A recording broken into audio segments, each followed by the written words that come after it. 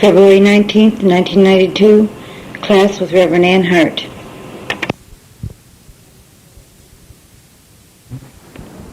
We're talking about Owen? Yeah. Said last night he just published Ted Anders. Yeah. He published a book I'm reading along. That's wonderful. Yeah, He's good. Yeah. He's excellent. He published Ted Anders. A ruddy color in the aura means that a person is timid, a ruddy color. And sometimes redheads will have an inferiority complex. And it has to do with the color in their aura because of their hair, I guess. I don't understand that, but that's what he said. Okay, we'll go into green. Green A ruddy color would be what? means that they're timid, they're shy. A ruddy color, when you see it in the aura, means they're a timid person. Green with a dash of blue is healing. It also means the person is helpful, strong, and friendly.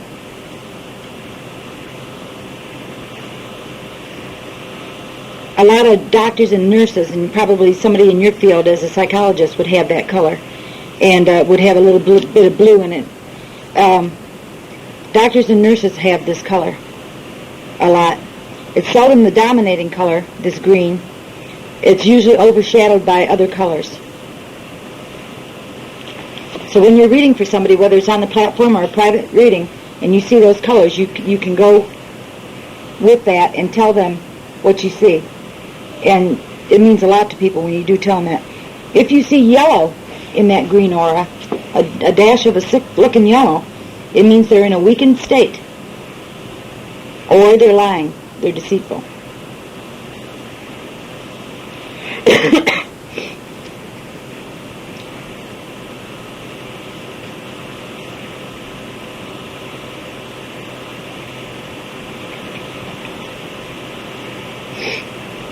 There's a deep healing green color. It's very deep. And that small amounts of that are good. It corresponds to Fa on the musical scale.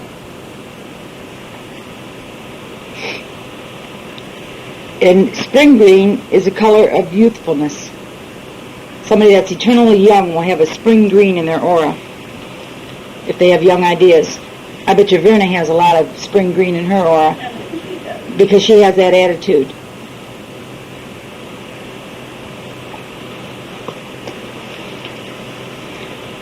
Okay, we're going to go into blue. What was the deep green on the grid? It's just healing. A very deep green. You notice it in healers. You probably have it in yours. Healers will have a deep green in their aura.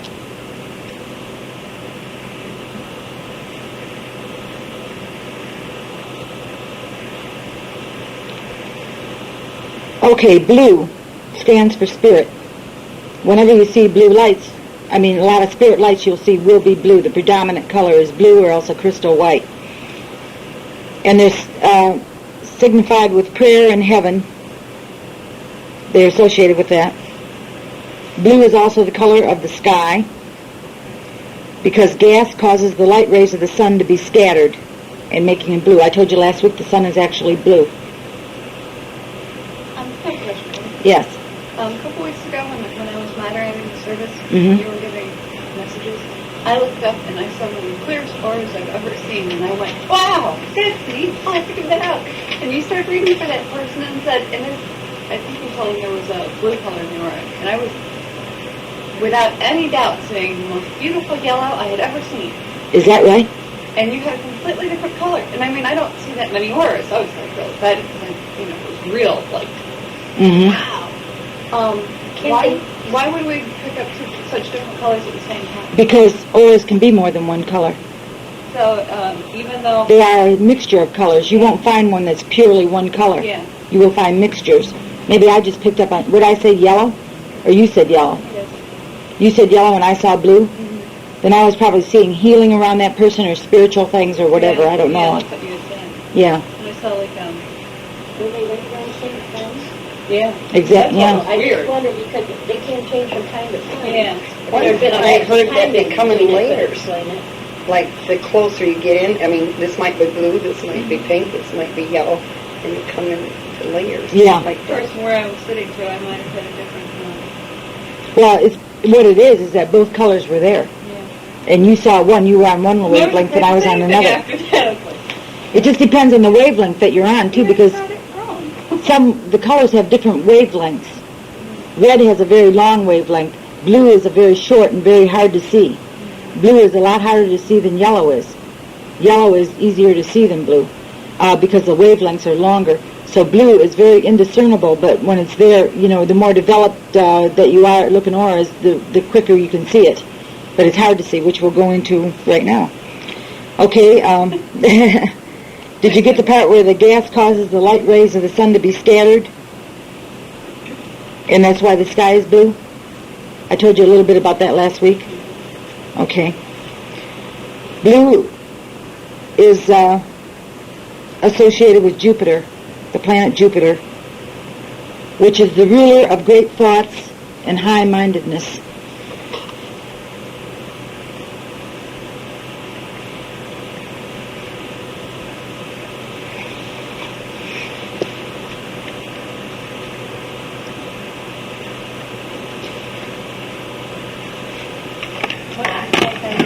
Great thoughts and high-mindedness.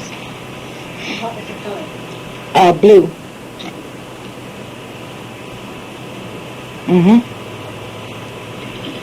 Now, deeper shades of blue are the best.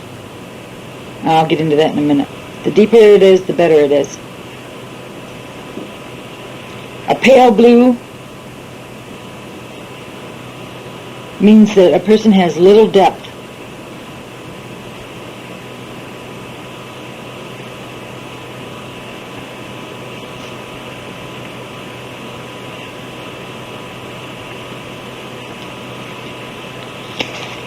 A deeper blue means maturity, growth, progress, unfoldment, and they're trying. If you see a medium pale blue, like a light blue, but it's not real dark, that means they're trying. They're trying so hard to progress. They're trying to unfold. They're searching. I imagine a lot of us have that medium kind of a blue in our auras because we're searching, and that shows maturity, growth, progress, and unfoldment. And it also shows that a person has many heartaches and headaches, but keeps on going. And that's a medium, like a lightish medium blue, okay? Aqua, or like a royal blue, a medium blue, means a person works harder and gets things done. They're more forceful. Aqua and yellow. I know it, but either one of those colors means that. Aqua or a medium, like a royal blue. Okay, the color of your cup in front of you would indicate heartaches and headaches, but you keep on going. A lighter blue would mean immaturity, a real pale blue. Okay, a medium or a royal blue means that they work harder and they get things done. And aqua means the same thing, that it means they're constantly pushing, okay? Okay, deep blue, a very deep blue, means they are immersed in their work.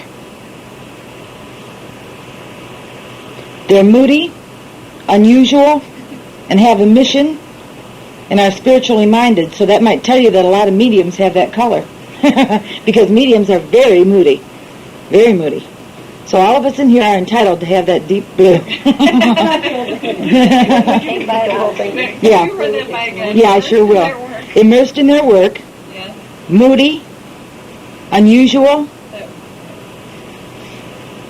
They have a mission in life.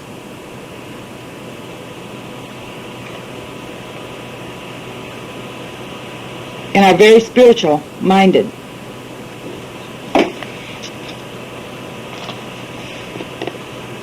The musical note for blue is so. I got more for that. There's a big description on this one. Okay, for this deep blue. These people with deep blue in their aura are happy to express themselves.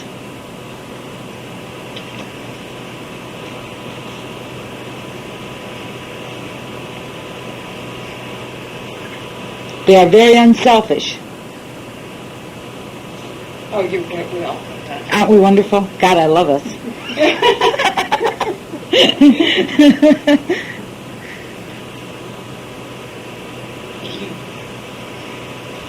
Did you get that part? Happy to express themselves and unselfish? Most of them are in science, art, social services, and some of them are automatic writers or singers. Things that take soul. That's the type of work they'll be in. Things that take expression of self. This is just a curiosity question. I know you, well, has there ever been a phenomenon known as automatic singing? Yes. As a matter of fact, there is, and I'll tell you, it happened to me. My first day as on platform, running it, I was highly nervous, and I really cannot sing. I have a voice like a frog. But that day, my guide came through and sang right through me, and Reverend Tinley says, Anne, in all the years I've known you, I never knew you could sing so beautifully. And I said, I can't. That was it. I couldn't. And many times I've tried to reproduce it consciously, tried to say, please sing through me and stuff like that. It's never happened again. But they do. There is automatic singing. Yes, there is. Church once with somebody. Yes. This beautiful voice next to me, right? And after church I said to this woman, oh, you have a beautiful voice. I enjoyed it so much during the hymns. And she laughed. She goes, Marilyn, I can't sing at all. I usually try to sing real low so nobody can hear me. It's spirit. I know a girl that used to come to this church years ago, Jennifer Brown, maybe Kareem remembers her, little redheaded girl. She was a close friend of mine, and I kind of raised her because her mother died young, so she always I was her second mother. Anyway, Jenny Lind would actually sing through her. She left to her own devices. Jennifer couldn't carry a tune in a bucket. But Jenny Lind would sing through her once in a while, not always, and it would just be beautiful, and I heard it. So there is automatic singing. Yes, I'm glad you asked the question. Okay, in the early church, that color of blue, that deep blue, was a sign of the highest attainment of soul. S-O-U-L. That soul.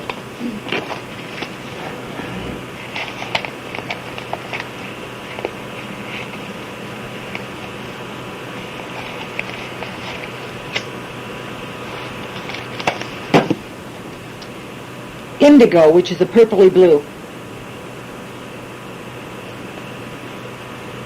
Kind of like this color here. That's indigo. Is, bless you, is a sign of high development of psychic powers. Like one that God is love. I can't see it from here. Like this color, right here, like on this mug, right there, that's an indigo. This would be immaturity. This would be highest attainment of soul according to the old-fashioned church in the early church. But it does mean high psyche, high psychic ability. That would actually be the aura. Oh, yes, this is in the aura. Oh, yeah.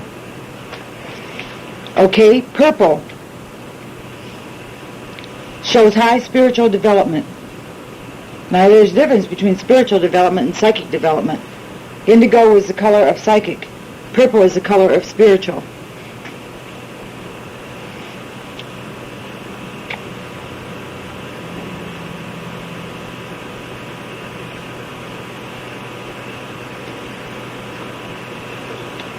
And if you have all those colors, you're doing fairly good, pretty good. It doesn't hurt when you get Reverend Tingley in a kind of a muted light to ask him what your aura is. I asked him what mine was today. And he said it's blue and white. I said, all right, I was real mellow today, Tomorrow, who knows, but today it was blue and white. Okay, white is the presence of all colors.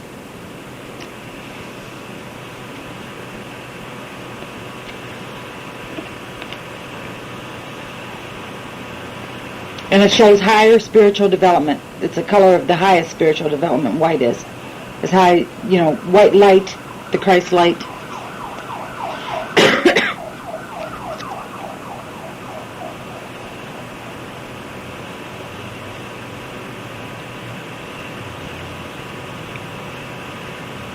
And that is the end of the aura colors. Now, any books by Ledbetter we mentioned are good. And, of course, what was his name again? I can't think of it right now. I have a mental blank. Ted Andrews. He's excellent. He's worked in this church years ago, and he's wonderful. Oh, do you know what? What? I talked to him last night, Mm-hmm. and I said, he was asking how everything was going at the church, and I was telling him, da-da-da-da-da. I said, yeah, we're doing these psychic Saturdays on the third Saturday of every month. I said, if you're up in the area, would you consider coming and working? He said, oh, yeah, I'd love to. Oh, that is wonderful. He's tremendous. He is really, I really have a good. Can you make sure you let us know in advance because I want to publicize it all home. Oh, that is wonderful. What that sound like his books? He was at the pyramid. I went with Shirley. Was it last year? He's such a nice... I've told you this before, but the 3 keys to communication: sincerity, enthusiasm, and perseverance. You know that. 3 keys to communication are sincerity, enthusiasm, and perseverance. We're all sincere or we wouldn't be here. We're all sincere or we wouldn't be attending church and trying to progress, okay? One more time. Sincerity, enthusiasm, and perseverance. It's easy to lose your enthusiasm after you've been in it a few years and you don't feel like you're going anywhere, and you get really down. And I've had that happen to me. But you can't lose it. Get it, do something, rethink it. Because you have to have that enthusiasm. And you've got to keep on trying. Because it seems like it goes along and along and along and nothing happens, but all of a sudden you'll have it. It's just like that. And it's fast. I'll tell you something that happened to me, and I think Corrine was there when this happened in Verna. The trumpet the other day wiggled and went a little bit off the ground. And my guide before that had taken it right up and handed it to me. So it happens fast when it happens. So you wait for years. I've been doing this for 9 years, sitting for trumpet. That was Sunday night. Yeah, that was Sunday night. So things happen fast. It seems like you wait forever and you give up and you get depressed, and that even hurts you. That'll take it all away, what you've built already, which is a bad mistake to do, which is what I've been doing. So just persevere. Realize that it will happen, and when it does, it'll be fast. Usually. A lot of times it is. Okay. Ask yourself, do I really know what God is? Do I know about Him? And does He know about me? Of course He does. Because you have your guides all around you at all times. And know God's will. Know what it is. Follow your conscience. You know what's right from wrong, and you know what's right for you. Follow that. Give credit where credit is due, and give God the credit. When something beautiful happens, like Ruby said, that was a perfect example. When she found that hubcap, she said, "Thank God, thank you, God." And that's exactly right, because that's where the credit belongs. We are just the instruments. We're like a radio, and God's playing the music, We're just the instrument. Okay. Strive to be a channel for God. And realize that when God does give you something, thank Him for it, recognize it, and know that you are a channel. Know that you are God's arms and legs and hands. You're His mind on the earth plane, and He expresses through you.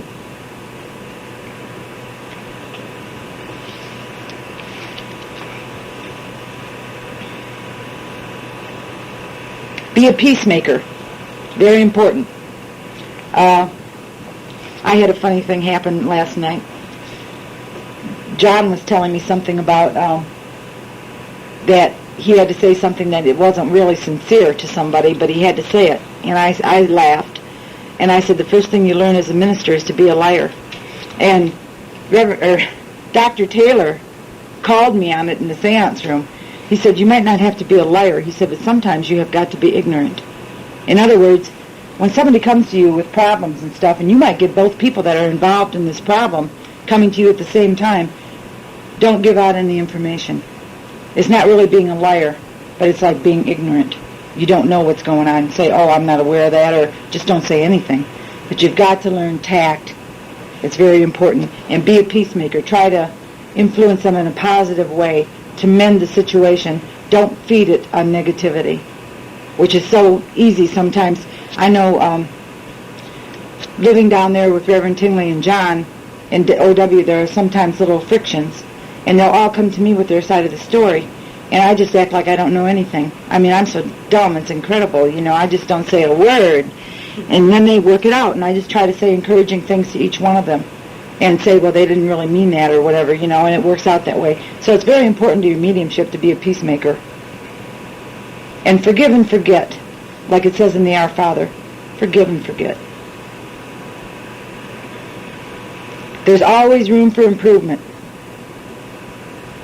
We never stop progressing. The most important thing in mediumship is to change yourself, to make yourself worthy of God's gifts to you. And as you do that, you will unfold them. They are already there, and you will unfold them petal by petal as you make yourself worthy, as you do self-improvement and self-mastery.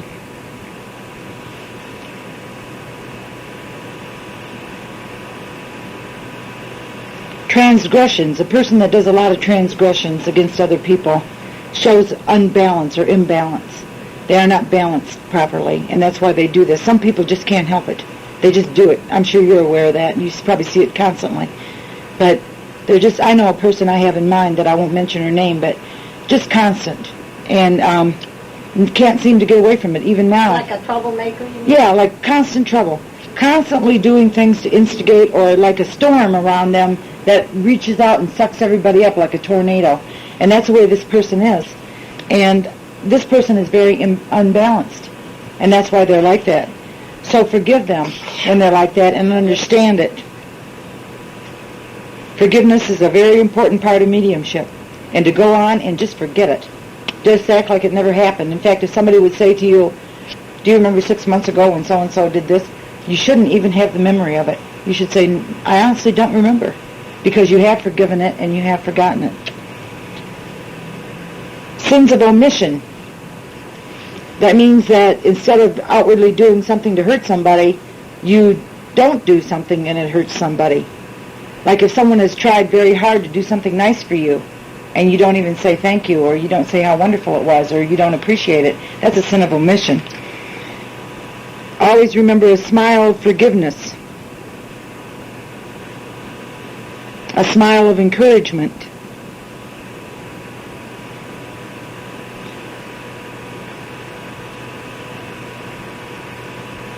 And welcome to a newcomer. Those are things we tend to omit sometimes, and those are sins of omission when we don't do that. I know that as president of the church, I try to greet people, and I was told many years before that to do it. But sometimes I just couldn't. I'd be busy talking to somebody, or somebody I really wanted to talk to about something, and I would omit that. Well, that was a sin of omission.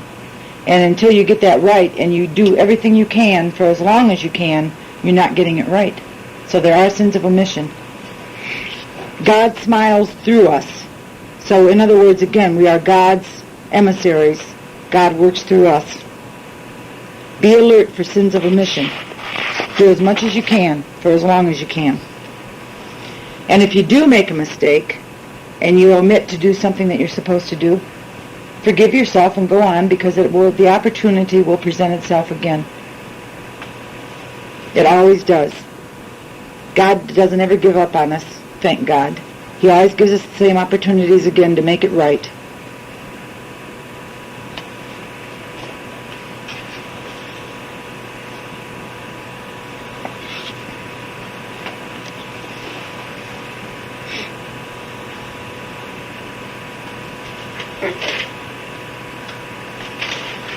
Don't dwell on the past. The past is best forgotten. It just detracts from the future. It robs the future. Reverend Tingley says, the mills of God do not grind on the waters of the past.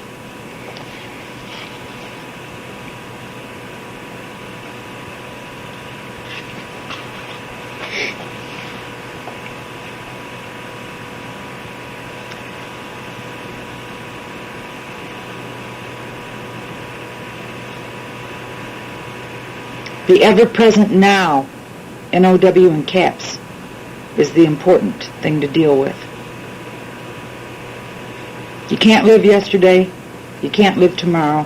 Now. So do everything you can. It's like an insurance policy. If you do what you can at the present time, the future will be insured for you. So remember the ever-present now.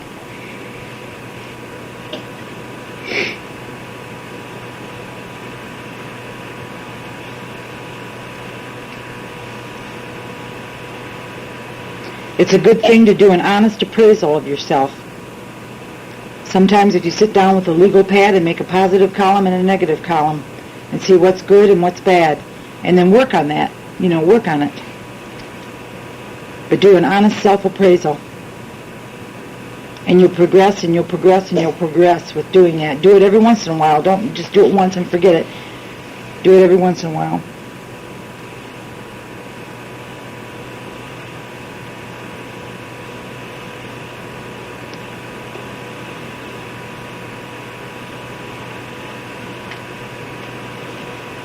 God awakens us to love. Christ guides and sustains and strengthens love. And the Holy Ghost manifests His love through us with mediumship. Do you want me to run that by you again? Oh, yeah. Okay. I just thought I'd give you the full impact at first. God awakens us to love.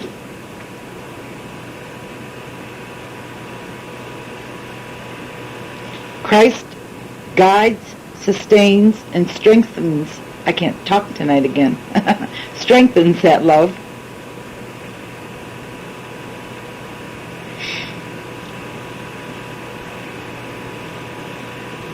Guides, sustains, and strengthens.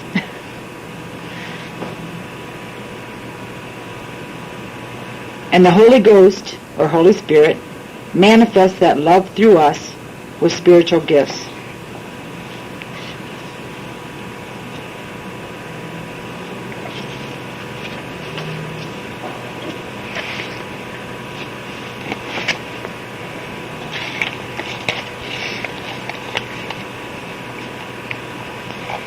Zeal is light seeking its own source. Zeal, Z-E-A-L. Real, robust, energetic seeking. Happiness. Religious fervor, or whatever you want to say. It was like what? Is light seeking its own source. It's like a fire within that drives you onward to seek the light. So zeal is light seeking its own source.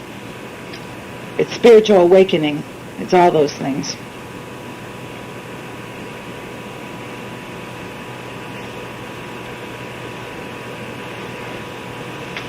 Someone who is very enthusiastic, is zealous, and they are on fire with purpose, and that stimulates others.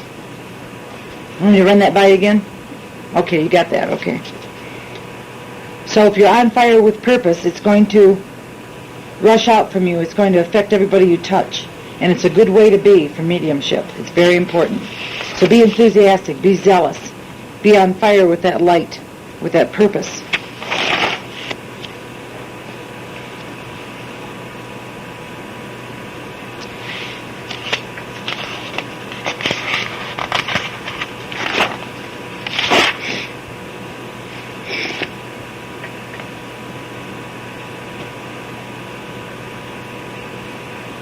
The things within you are from the Father.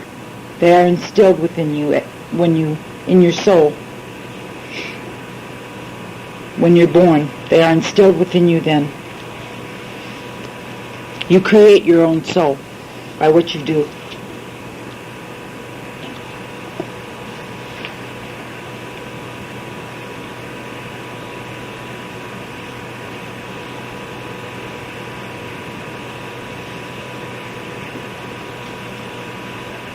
Zeal is the primeval yearning of the soul to return to the Father.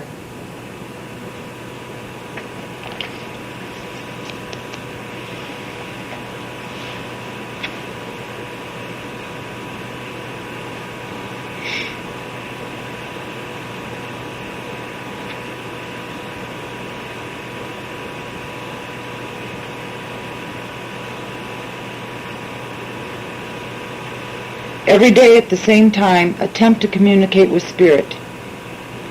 In other words, if you're meditating, which I hope we all are, try to do it at the same time every day. It's like a doctor's appointment. They know that you're going to be there. They know you're going to be waiting. They're going to be there for you. Your progression will be greater that way and faster.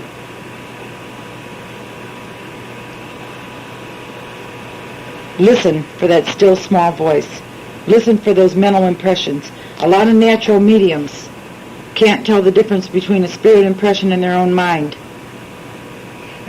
And it's very difficult, but you will get to know that. You'll ask for the difference. Ask them to make it different for you so that you can know what is spirit and what is you. And feel. Feeling is very strong. And feel that spirit.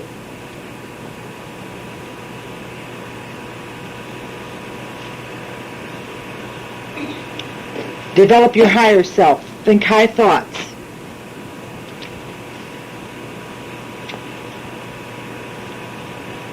Be Christian in everything you do and think and say.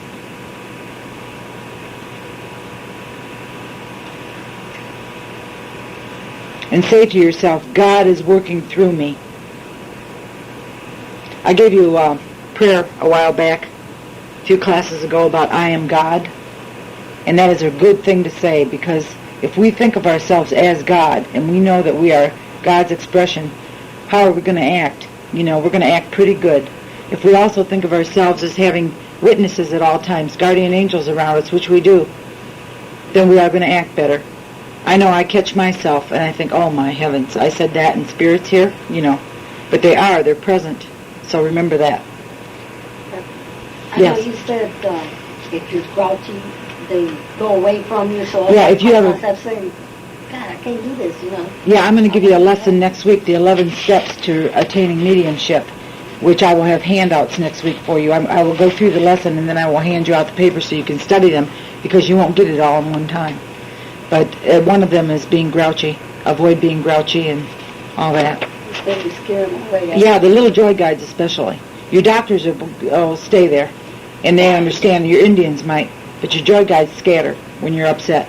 They go, because they all work on a love force, on a love vibration, and when that love is blackened or darkened or angered, they can't stay, the little ones. They just go. Okay, remember to meditate and listen for the still small voice. Now, sure. You were talking about the joy guides. Yeah. Mm-hmm. You were saying before, when the dog keeps getting into stuff repeatedly, and it just seems like somebody's propagating him, but it was probably the joy guides playing with him. Yeah. He got into something the other day the umpteenth time, and I just lost it. And I yelled at him, and I said, first I yelled at him. I looked at him and I said, and you're a bad dog. And if this is the joy guides doing it, then I wish the same thing back on them. And as soon as I said it, I went, joy guides understand. You think? Yeah. They're little kids, but yet, at the same time, Man, I meant it, man. It's like, if you're going to keep doing this to my dog, then you can get your butt spanked. I know. She has a cat named Sparky that Tulip Lilek loves to instigate. And this cat does wild things. I mean, strange things for a cat. Anybody would be at their wits' end with him, right, Green? I've had cats all my life, but none like this one. And this, Tulip told us that the joy guides play with this cat and make it do things. Tulip said she did it. Yeah, Tulip said she did it. She admitted it. But they also know when they're ornery and when they're being bad. They know that. They're just children.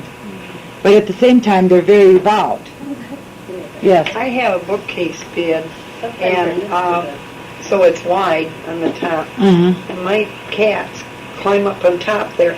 In the middle of the night, they'll jump on my pillow right now. Oh, yeah. Now, they might be 3 pounds, but when you're sleeping and it lands right Yeah. there, it's like it's 30 pounds. And Yeah. Be glad they don't land on your solar plexus. they would do That would hurt something you. like that? I mean, the Oh, yeah. Yeah, but sometimes the cats are on their own, too. Yeah. But sometimes, Jim's cat, I sleep on the couch downstairs because Jim has problems at night sometimes, and I'm always down there to make sure he's all right, okay? So I have my alarm clock in the window. And Pretty Boy, his cat, has a new habit. He knocks off my alarm clock every night and changes the time on it. It's one of these you just press the buttons. And he changes the time, and he knocks it on the floor. So instead of getting up at 9:30 like I'm supposed to with my guides, I'm getting up at God knows what time, 10:30, whatever, and I'm not supposed to. But anyway, Pretty Boy does that on his own. A joy guide would not encourage that. But Pretty Boy has just started doing that. And other things like just mischievous stuff, the joy guides will, Tulip, again, put Pretty Boy in the toilet and took him for a swim. You could see the lights going, and there's Pretty Boy following this light, and then he ends up soaking wet in the toilet. And she admitted it in the seance room that night that she did it.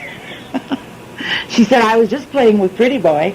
And she's ornery. She's like that. They're ornery little kids. Whose guide is she? That's John's guide. Jim said today, he said, I can't wait for Tulip's debut. I said, I can't either. It's going to be great.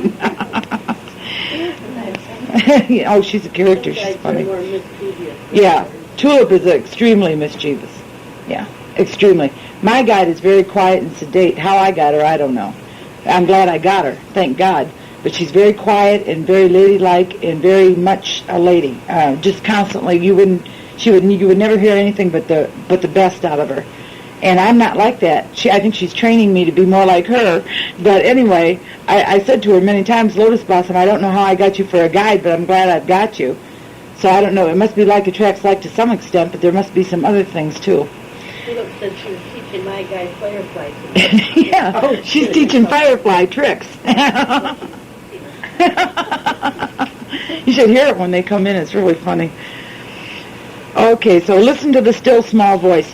There is a difference between, I don't know how everybody thinks. I don't know if people think exactly alike. Maybe you could help me with this. When people think, do they hear a voice in their head? Do they say, I am going to go sweep the floor? And or Not necessarily. everybody's different.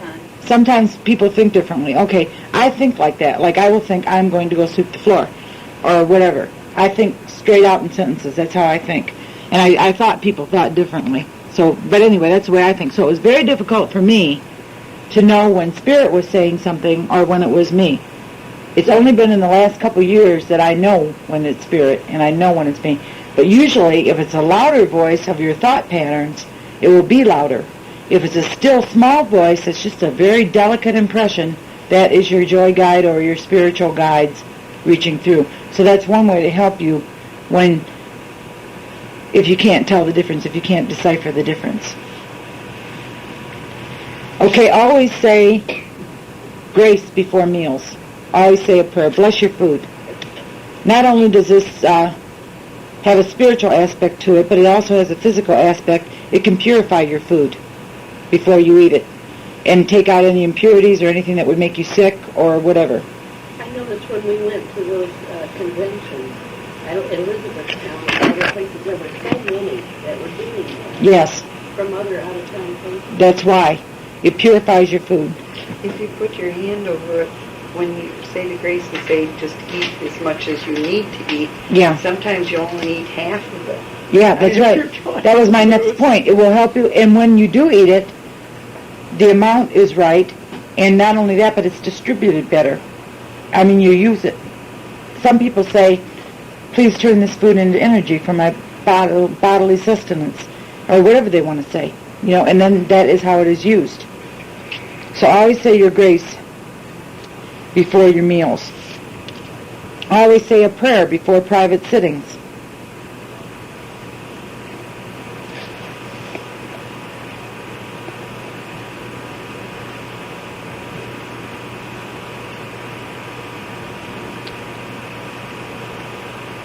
You open the door to Spirit through a prayerful mind.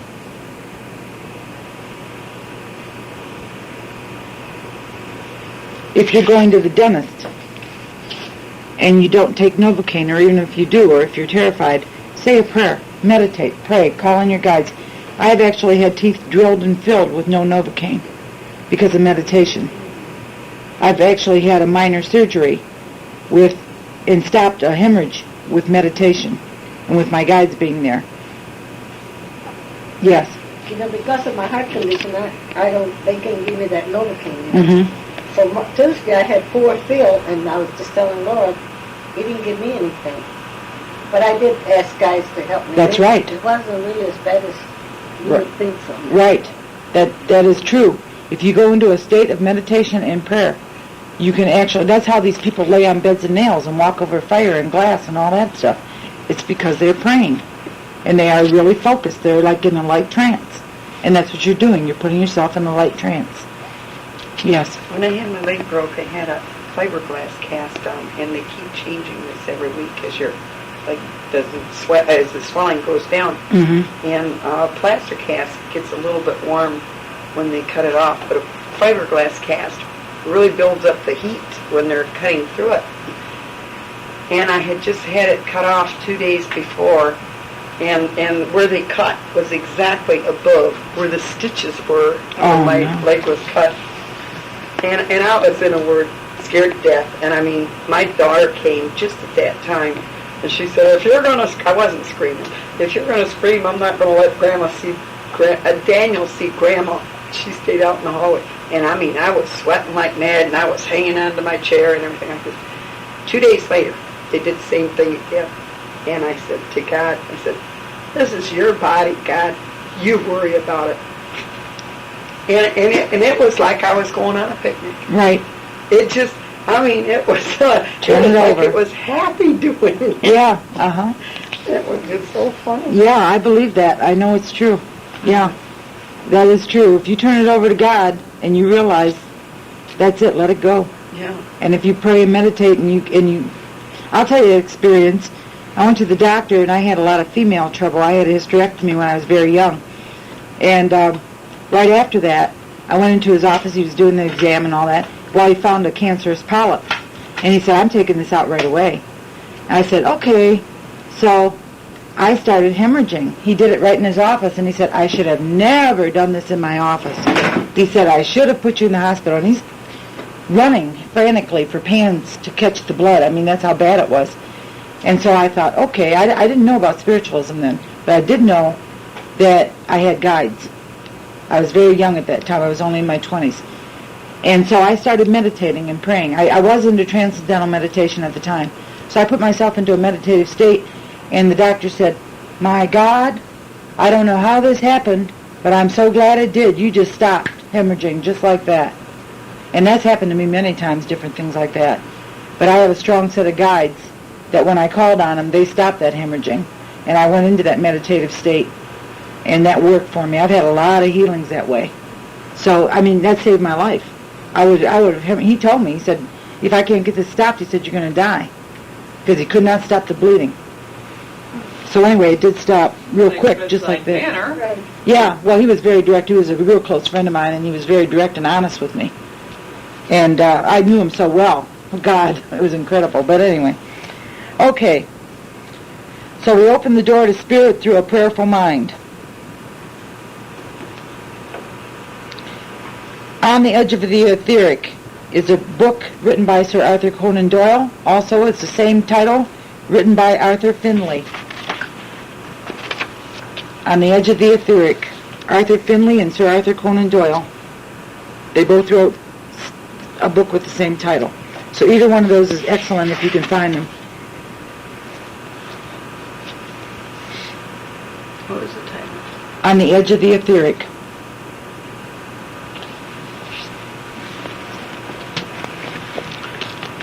Spiritualism is a religion, science, and philosophy of life.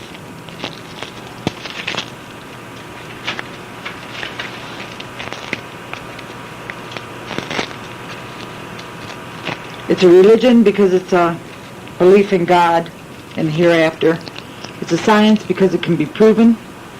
It's a philosophy of life because it does teach us how to live.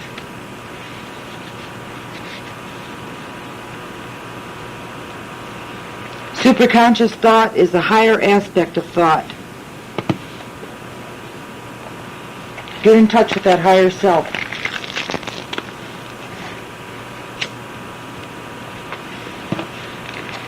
And you do that through prayer, meditation, and high-mindedness.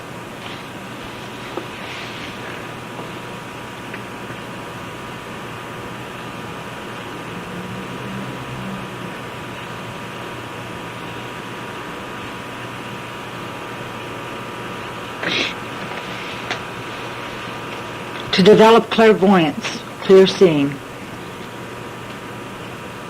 First, have an inner attunement, an inner feeling.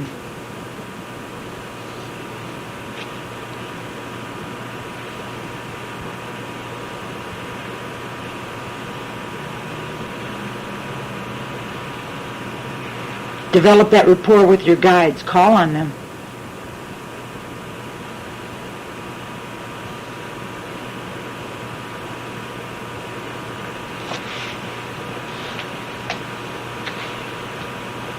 Then begin a process of inner picturing.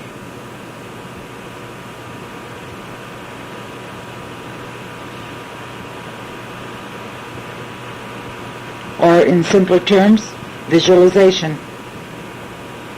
You can make things happen by visualization. Good or bad, it depends on what you visualize. If you fear something greatly and you visualize it happening, you're going to draw it to you. If you visualize beautiful things happening, beautiful things will happen to you. Visualize that. I think Verna gave a sermon on visualization, how all these great people visualized their goals. And they saw themselves as that. And it worked out. I can't give you the exact names, but I think Charles Atlas was one of them. Wasn't it, Verna? He visualized himself strong and healthy, and Yeah, I knew they were. yeah, he was one of them that day. I remember that. But the visualization is extremely important, and whatever you visualize, whether it's good or bad, will manifest one way or another. It will manifest. So if you want to lose weight, visualize yourself thinner. If you want to go on a spiritual level, visualize